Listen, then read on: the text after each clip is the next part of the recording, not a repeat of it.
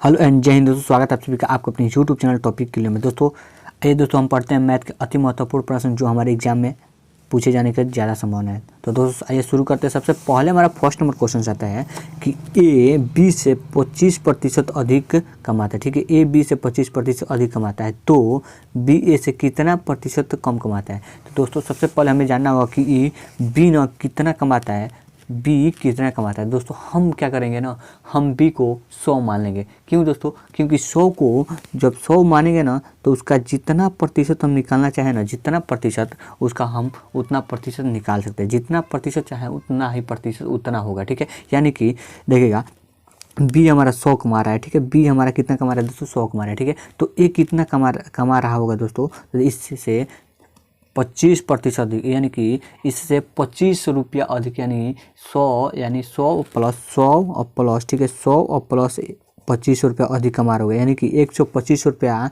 ए कमा रहा होगा। ठीक है, 125 रुपया ए कमा रहा होगा। ठीक है, 125 रुपये ए कमा रहा होगा। ठीक है, तो अब यह बोल रहा है ना दोस्तों, यह बोल रहा है कि ए से कितना प्रतिशत कम बी कमा रहा है, ए से कितना प्रतिशत कम बी कमा रहा है। तो देखिए दोस्तों हमें निकालने के लिए क्या होगा, 125 नीचे लिख लेंगे। लेकिन देखिएगा दोस्तों इससे कितना कम है दोस्तों? 25 कम है। ठीक है, इससे कितना कम है दोस्तों? 25 कम है, तो हम 25 लिख लेंगे ऊपर। ठीक है, अब इसको हम प्रतिशत में निकालना है। देखिए प्रतिशत में पूछ लिया है तो हम प्रतिशत में निकालने के लिए दोस्तों क्या करेंगे, यहाँ से 100 से गुणा कर देंगे। ठीक है, तो देखिएगा जो कट रहा है उसे हम काट देंगे। देखिए 25 कितना होगा दोस्तों? 25 125। ठीक है, अब जो कट रहा है उसे काट देंगे 20 5 100। ठीक है, 20 5 100 यानी कि 20% हमारा इस क्वेश्चन का राइट आंसर होगा। यानी कि बी न ए से 20% कम हमारा कमा रहे, यानी इस क्वेश्चन का right answer option number B हो जाएगा। इस क्वेश्चन का right answer option number B हो जाएगा।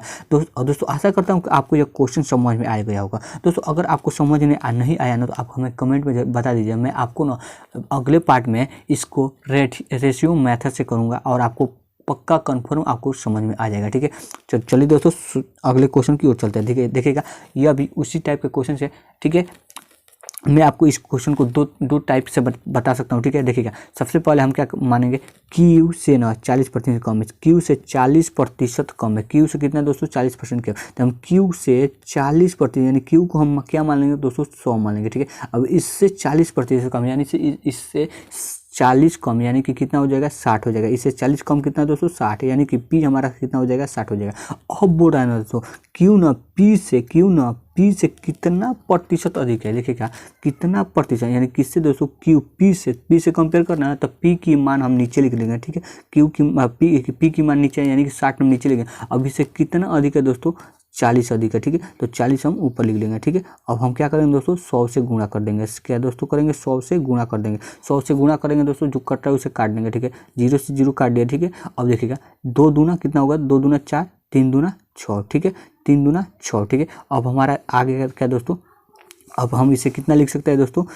200, यानी हम 2 का गुणा 100 से करेंगे कितना हो जाएगा? 200 हो गया। ठीक है, 200 हो जाएगा। ठीक है, 200 बाई कितना हो जाएगा? 3 हो जाएगा। अगर हम इसे सॉल्व करेंगे दोस्तों, इसे हम सॉल्व करेंगे तो 66 पॉइंट, ठीक है, 66.66% आएगा। 66.66% आएगा। ठीक है, ये हमारे इस क्वेश्चन का राइट आंसर हो जाएगा। यानी कि क्यू पी से 66.66% अधिक कमाता है। ठीक है, अधिक कमाता है। ठीक है, अधिक कम है मतलब अधिक है या अधिक कमाता है। ठीक है, यानी इस क्वेश्चन का right answer option number D हो जाएगा। आशा करता हूँ आपको यह क्वेश्चन समझ में आ गया होगा। ठीक है, तो चलिए दोस्तों अगले क्वेश्चन की ओर चलते हैं। ठीक है, अगला क्वेश्चन है दोस्तों, दो संख्याओं का बीच का अनुपात 3:7 है। दो संख्याओं का अनुपात 3:7 है। ठीक है, 3:7 है। ठीक है, तो यदि इन दोनों का बीच का अंतर ना 40 है। ठीक है, इन दोनों बीच का अंतर 40 है। ठीक है, तो इन दोनों संख्याओं का योग ज्ञात करना है। इन दोनों संख्याओं का योग ज्ञात करना है दोस्तों। तो हम क्या करेंगे दोस्तों? सबसे पहले इन दोनों संख्याओं का बीच अनुपात दिया है। ठीक है, 3:7 है।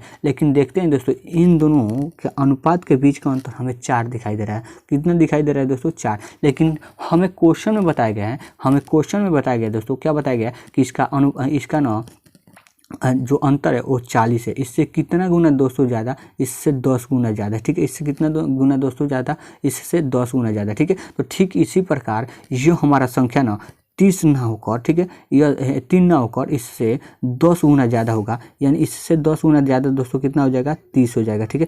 ठीक इसी प्रकार यह 7 ना होकर इससे 10 गुना ज़्यादा 70 हो जाएगा, ठीक है, इससे 70 हो जाएगा, और इन दोनों का योग हम निकालेंगे दोस्तों तो कितना हो जाएगा दोस्तों, 100 हो जाएगा। कितना हो जाएगा दोस्तों, 100 हो जाएगा, यानी कि इन दोनों संख्याओं का योग हमारा 100 आ गया। जो हमारा ऑप्शन और बी दिखाई दे रहा है, इस क्वेश्चन का राइट आंसर हो जाएगा ऑप्शन और बी, इन दोनों संख्याओं का योग हमारा 100 हो जाएगा, ठीक है। देखिएगा इन दोनों संख्याओं का अंतर हमें क्या 40 मिल रहा है, बिल्कुल मिल रहा है, 30 और 40 का बीच का अंतर 40 हो रहा है, ठीक है। अगला क्वेश्चन है, देखिए 5 संख्याओं का औसत 12 है, ठीक है, 5 संख्याओं का औसत 12 है, ठीक है, 5 संख्याओं का औसत 12 है, ठीक है।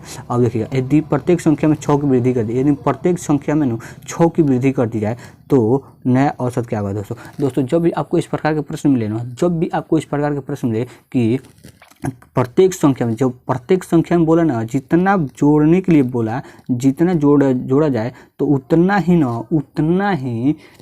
हमारा औसत में भी वृद्धि होता है, उतना ही हमारा औसत में वृद्धि होता है। यानी कि हमें दिया गया है 12, इसमें हम क्या 6 की, प्रत्येक संख्या में 6 की वृद्धि हो रही तो औसत में भी 6 की वृद्धि हो जाएगी, यानी कि 18 हो जाएगी।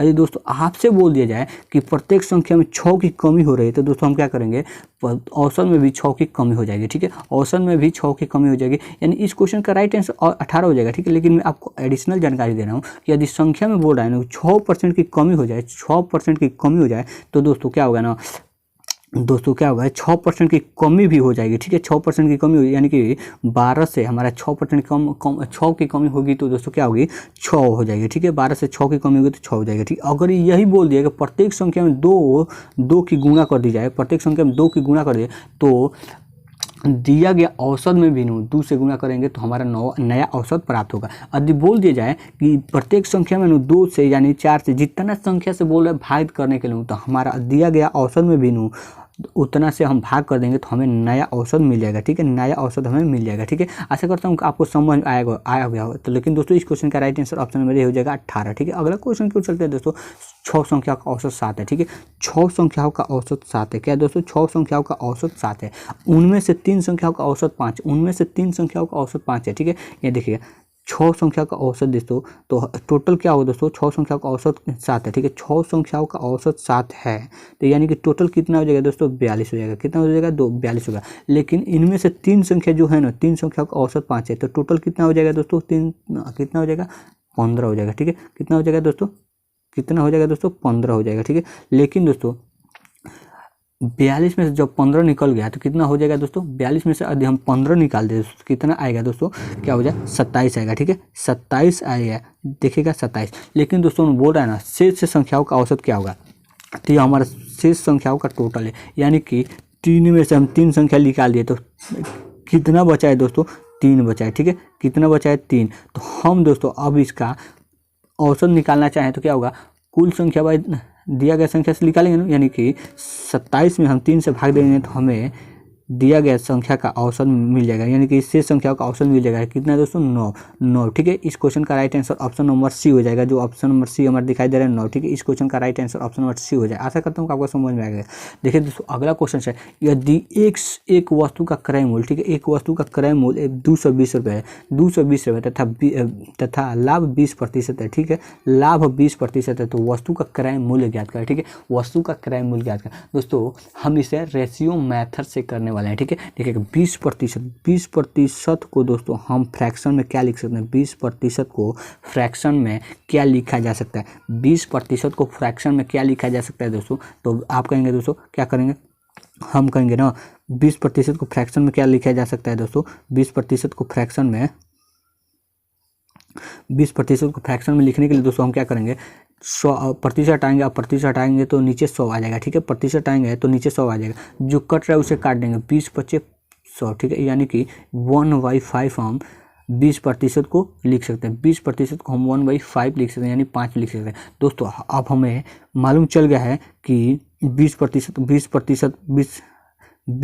बराबर क्या होता है दोस्तों, हमें मालूम चल गया है कि 20% क्या होता है दोस्तों, 20% बराबर 1/5 होता है, ठीक है, 1/5 होता है। देखिए दोस्तों यह हमारा फ्रैक्शन क्या बताता है, यह हमारा फ्रैक्शन बताता है कि यह दिया गया नीचे जो हर वाला ऑप्शन है, हर है ना, वो हमारा क्या होता है, हमेशा क्रय मूल्य होता है, यानी कि इसका सीपी होता है, ठीक है। और ये हमारे प्रतिशत में, ये हमें लाभ प्रतिशत दिया जाएगा तेनू, तो ऊपर वाला हमारा लाभ हो जाएगा, यानी प्रॉफिट हो जाएगा, ऊपर वाला प्रॉफिट हो जाएगा, ठीक है। यानी कि देखिएगा ऊपर वाला प्रॉफिट हो जाएगा, ठीक है। तो दोस्तों हमें आप ये बताइए कि कोई वस्तु है, ठीक है, जिसका क्रय मूल्य 5 रुपया है, यदि 1 रुपये लाभ लेकर बेच रहे हैं तो उसे हम कितना रुपये में बेच रहे होंगे, तो यानी कि हम उसे 6 रुपये में बेच रहे हैं ना, बेच रहे होंगे, तभी तो हमें उसका 1 रुपया लाभ होगा। यानी कि सेलिंग प्राइस दोस्तों क्या हो जाएगा, इसका सेलिंग प्राइस हमें क्या हो जाएगा दोस्तों, सेलिंग प्राइस क्या हो जाएगा, 6 हो जाएगा। लेकिन दोस्तों हमें ना क्वेश्चन में दे दिया गया है कि उसका क्रय मूल्य 220 रुपये है, लेकिन हम जो निकाले हैं 5 निकाले हैं। तो दोस्तों इससे कितना गुना अधिक है दोस्तों, इससे कितना गुना अधिक है, तो दोस्तों इससे 220 है ना दोस्तों, 220, इससे कितना गुना दोस्तों, तो 5 चौका 20, ठीक है, 5 चौका 20 बचा कितना, 5 चौका 20, यानी 44 गुना अधिक है। तो ठीक उसी प्रकार इसका सेलिंग प्राइस 6 ना होकर इससे कितना गुना अधिक है दोस्तों, इससे 6 ना होकर कितना गुना अधिक है दोस्तों, 44 गुना, यानी 6 चौका 24 के 4, ठीक है, और 6 चौका 24 2 26, ठीक है, 6 चौका 24, यानी इस क्वेश्चन का राइट आंसर, यानी कि इतना रुपया, इस क्वेश्चन का राइट आंसर इतना रुपया होगा, ठीक है।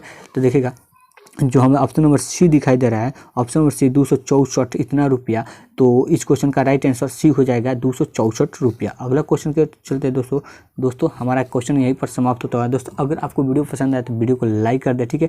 अगर आप इस तरह का दोस्तों अगर आप इस तरह का दोस्तों अगर आपको वीडियो पसंद आए तो वीडियो को लाइक कर दे, साथ में हमारे चैनल को सब्सक्राइब कर दे इस तरह का वीडियो पाने के लिए, साथ में बेल आइकन को प्रेस कर दे। अगर आप पीडीएफ डाउनलोड करना चाहते हैं, इस क्वेश्चन का पीडीएफ डाउनलोड करना चाहते हैं तो आप हमारे टेलीग्राम चैनल के साथ जुड़ सकते हैं। आपको वीडियो के नीचे डिस्क्रिप्शन में उसका लिंक मिल जाएगा, आप वहाँ से जाकर डाउनलोड कर सकते हैं इसका पीडीएफ, ठीक है। तो चलिए दोस्तों मिलते हैं नेक्स्ट वीडियो में, तब तक के लिए बाय।